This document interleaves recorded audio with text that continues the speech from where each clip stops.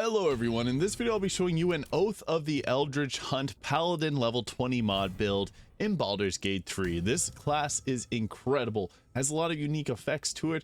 It's strong and very offensive, which I'll be covering in this video. So the Oath of the Eldritch Hunt at level 1 gets the Relentless Pursuer, marking your target, and for the next 10 turns, every time you strike the target, your body feeds in the bloodshed, restoring hit points equal to your charisma modifier plus proficiency bonus.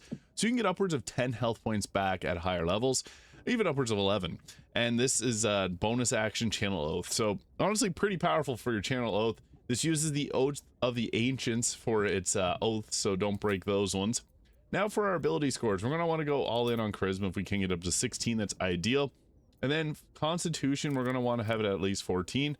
And then we can put the rest of the points in our strength here. So that is one ideal way of doing this. If you want to use like a two-handed sword, we can go this route. However, if we want to have higher initiative, we can actually go with dexterity and then put the rest of the points back into strength there. Something like this. It depends on what type of weapon you want to choose. I'm going the dexterity route, but again, strength is also an option.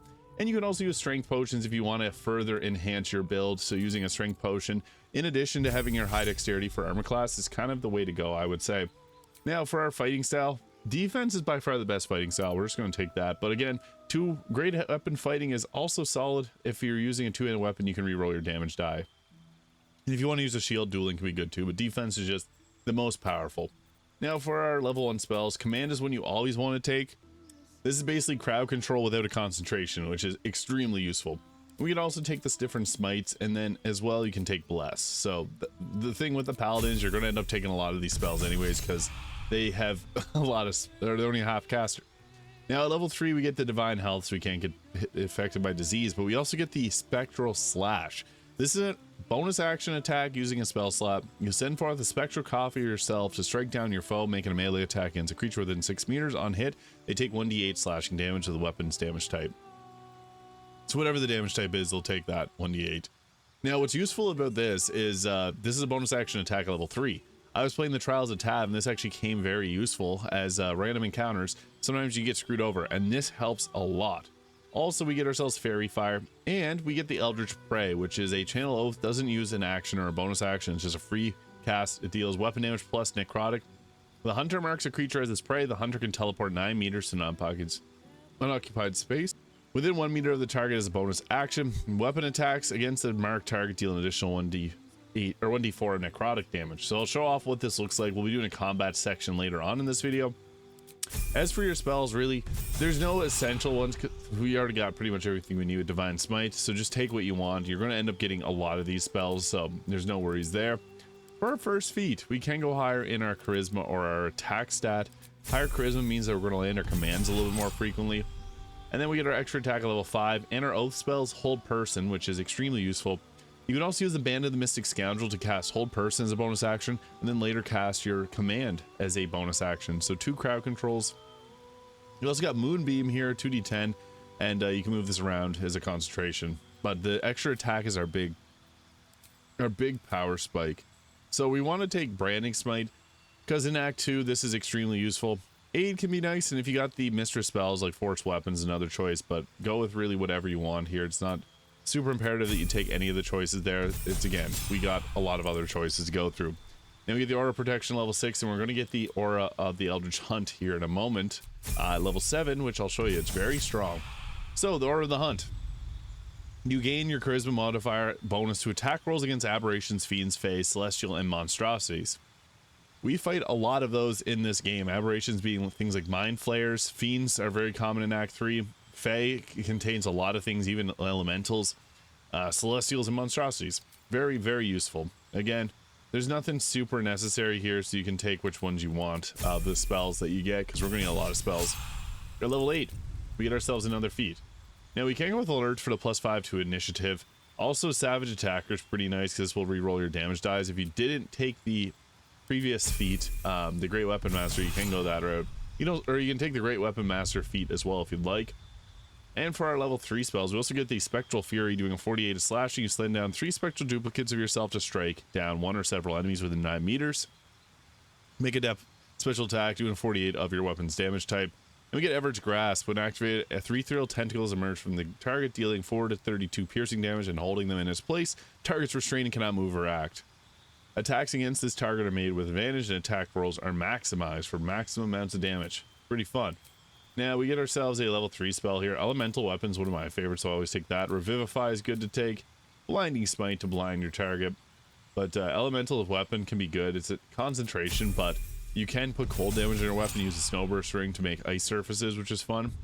Aura of Courage at level 10, which gives us the increased, or you can't be frightened. And then next level we get the increase to our Divine Smite with improved Divine Smite. Deal an additional 1d8 of radiant damage on our smites. And we can go ahead picking another type of level 3 spell here. Again, your choice. More radiant damage can be fun.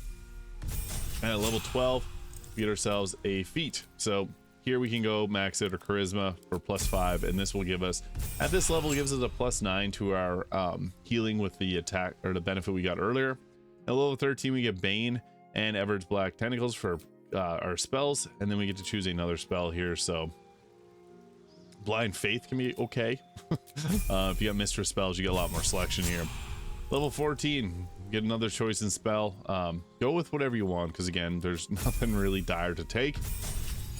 At level 15, we get Relentless Pursuit. After using Hunt for the Prey, the hunter's marked target moves more than 6 meters away from you. The hunter can use his reaction to teleport directly to his prey, immediately make a melee weapon attack with advantage. I don't even need to mention why this is good. If someone tries to run away, you teleport and stop them, and that's huge. And then we also continue to get level 3 spells.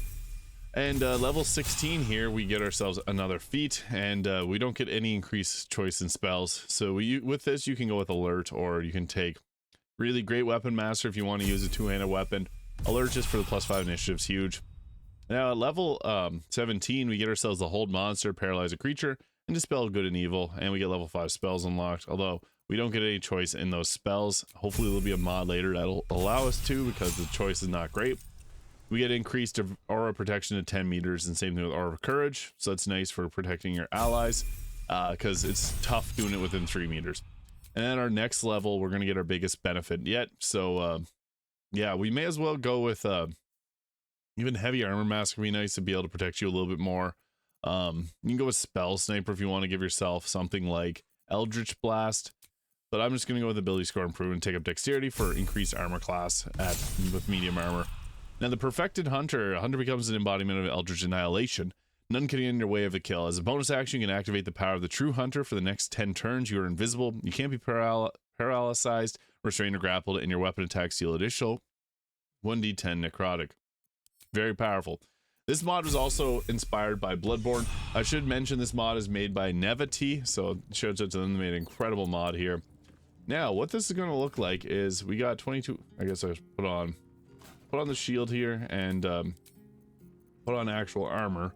So there's a few choices that we got for armor. If we wanted to go all in on dexterity, you can see here we can get ourselves up to 28 armor class, and I don't believe it'll be any higher with the armor persistence. Yeah, it goes down to 27.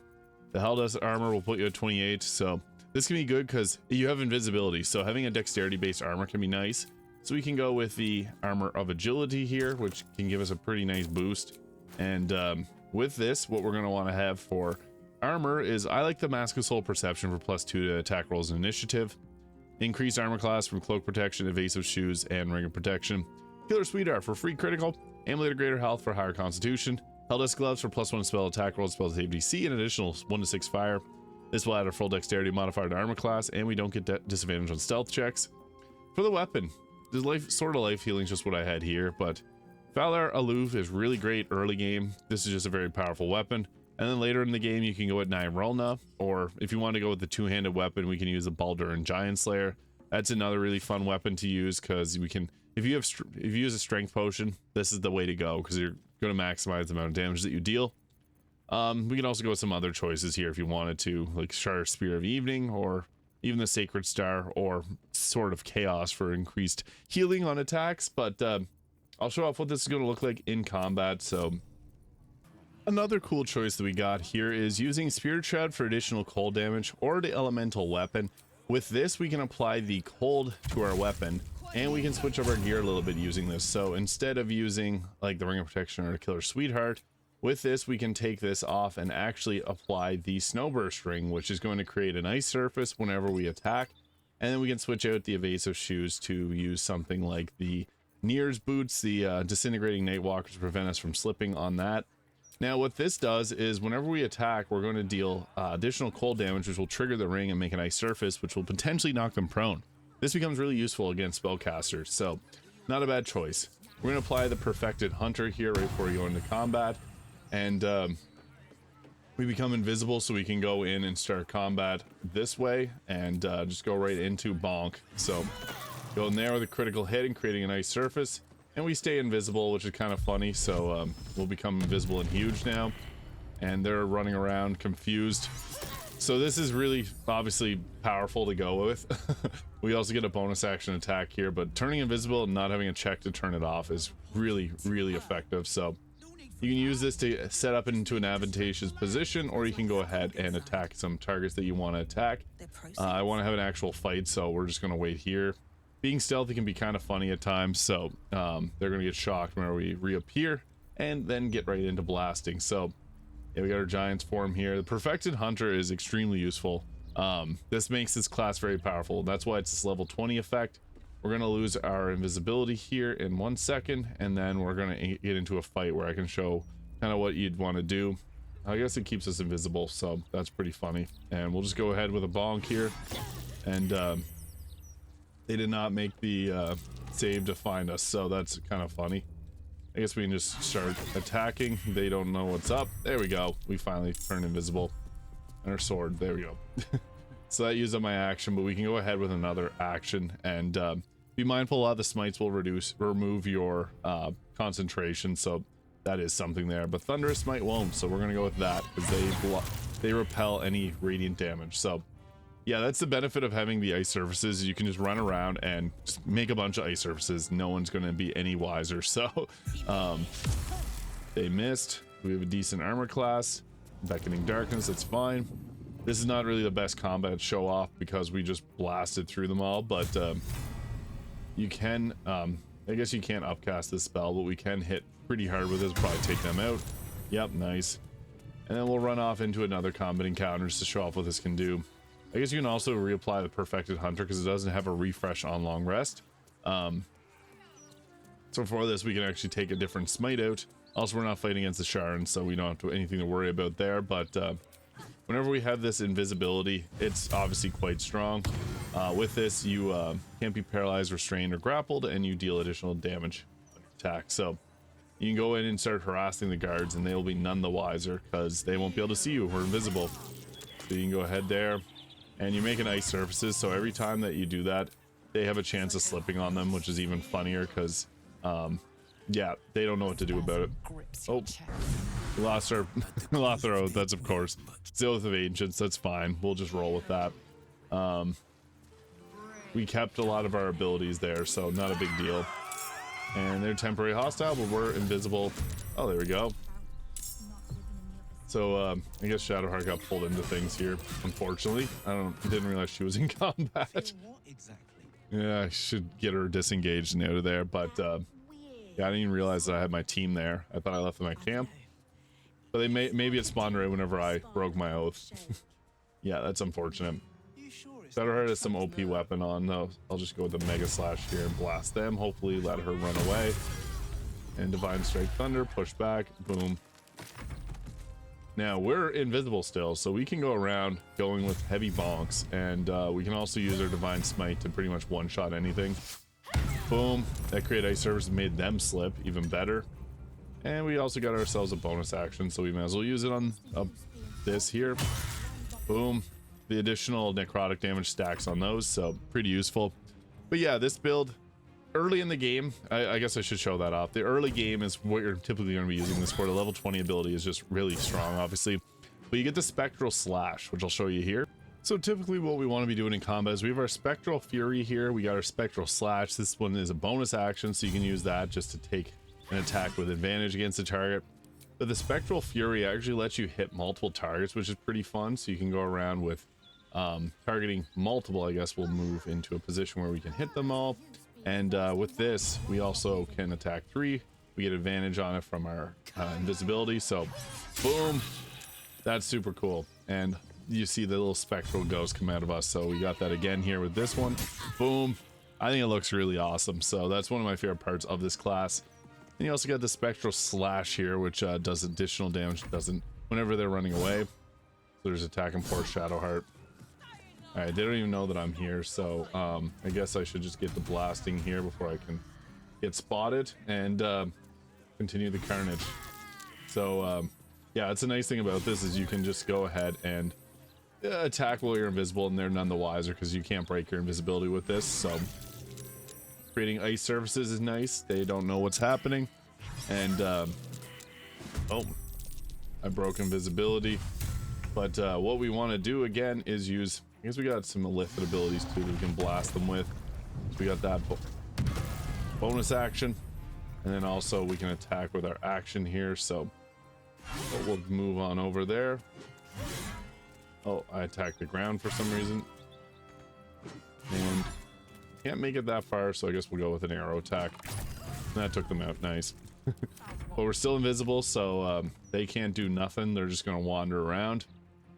Typically you're not gonna have invisibility, but I can't really get rid of it at this moment.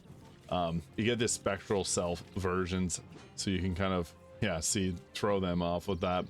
But yeah, we got our spectral attacks. You want to use those as much as possible. Detecting presence couldn't even figure me out. And we also get things like hold person, which are extremely useful. But I really like this spectral attack here, so boom, boom, boom, boom, boom. The little purple blades there. Yeah, really cool animations. Just had to show this off because I was requested to do a build on this. So let me know your thoughts. This mod was made by Nevaty in the in-game mod manager, so hopefully it'll come to console at some point here. But thank you so much for watching. Hit the subscribe button below if you enjoyed, and I'll see you in the next video.